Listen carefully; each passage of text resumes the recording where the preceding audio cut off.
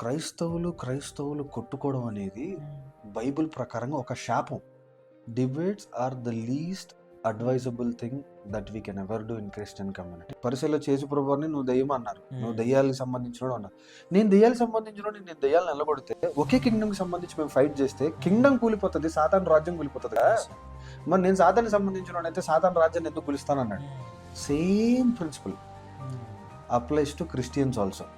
పాత నిబంధనలో గిడియోనికి కొడుకులు ఉంటారు, అందులో జోతం అని ఒక చివరుడు మిగిలిపోతాడు. అభిమేలెకు శకం వాళ్ళు కలిసి మొత్తం అందరిని చంపేస్తారు. అసలు జోతంకి ఏం చేయాలో అర్థం కాక కొండ మీదకి వెళ్ళి, మీరు నా ఎడల మీరు చాలా తప్పు చేశారా, మీరు చేసిన దానికి మీరు అంటే ఎవరైతే ఒక పర్పస్ కోసం పనిచేస్తున్నారో మీరు కొట్టుకొని చచ్చిపోండి అని కొండ మీద నుంచొని జోతం ఎప్పుడైతే కర్స్ రిలీజ్ చేస్తారో వీళ్ళు కొట్టుకొని చచ్చిపోతారు. సో అలాగే సాతాన్ గాడు రిలీజ్ చేస్తున్న కర్స్కి ఒక పర్పస్ కోసం పనిచేసే పాస్టర్లు వాడి శాపానికి వీళ్ళు కొట్టుకొని instead of building something good they are destroying themself. So ఒకరొకరు కొట్టుకోవడం అనేది it's a part of Jotham's curse which is mentioned in the Bible.